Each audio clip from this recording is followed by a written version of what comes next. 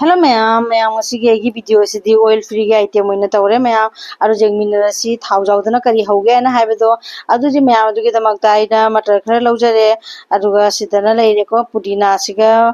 fadigom kharaga leire asi fajana senga samdoga ina thamabane aba ko isingi sarukse naptana bage ina khara machum ta kina bage ina siga senga samdoga ina thamme aduga sidamu leire ko ina alu khara amasu boil tawraga sema ku khoktoga siga thamabane aba ko alu si isingi sarukto naptana bage ina ngalaga thamabane aba ko aduga siga na ina paneer ni ko paneer se ina khara sitlaga thamabane aba sise aduga somdana mu leire somda leisina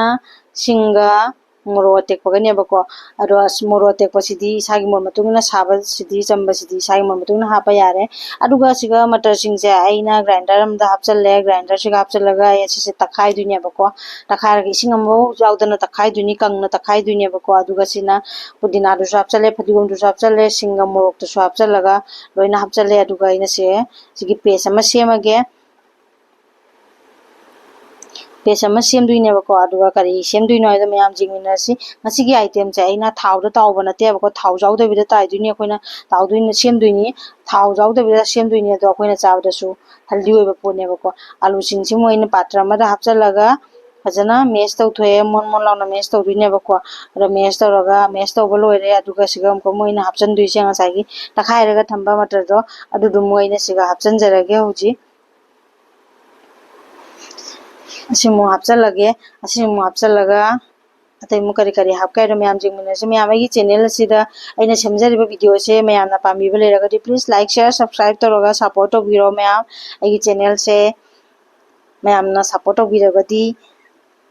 atai shono no mayam hoba ngodra aina khaldi mayam aduni mayam aduga aina takhaiba motor se hapchan ba loiraga siga masala khara hapchalaga dudi kasturi methi khara leire aduga jira powder dum khaji ama chaisalage ko jira powder se chaisala jangang ge ha paroi aduga akoi chaga da bai sagi mon matungina thumjum khaji ama chaisanjaraga masaina semaga thamga paneer adu soina sigaloina hapchanjare paneer se hapchalaba matungda di akoina khutna phajana tawna koi bora tot pudu mai tolane bako aduga ising de ma hapa yade ising jawda bida asum to turi ne bako sumaina kangna chum ase jamna high protein oi kinedi paneer su jawre matar su jawre siga pudina phadigom jawbanina akoina chabda su healthy oire angang tiffin da su hapa jare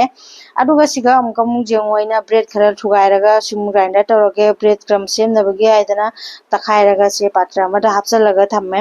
aduga amka mu aina sigam ka mu aset loiraga matungda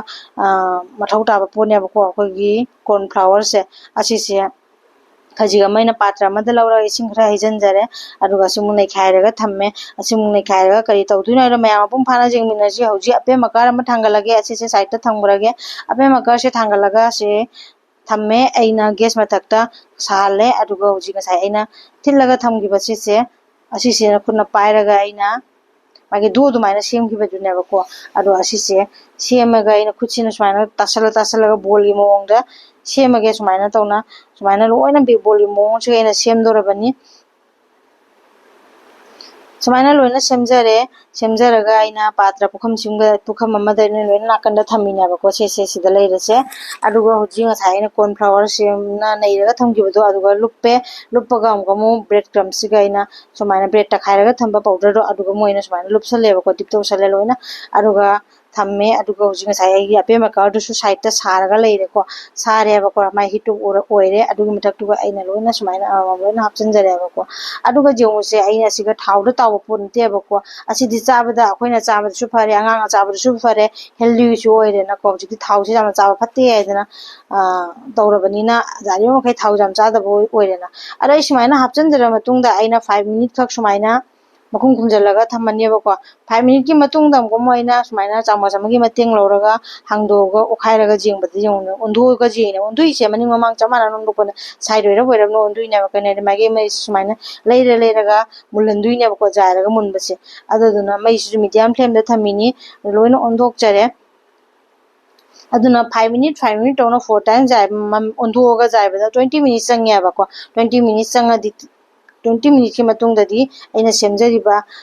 sese chap chana mulle magi pumak chap manana mulle hai do khangba ngamme ko adumaina tawraga aina loina semjare sumaina tana mayam su jingbuda khanguni chamusina su magi mai jo khairaga jenge jongse mayam munda bana kana mata jaudre jauna phajana mulle mayam asisiya chabadu su jamna haure asiga chanabagi haidana ai hoji amuka musida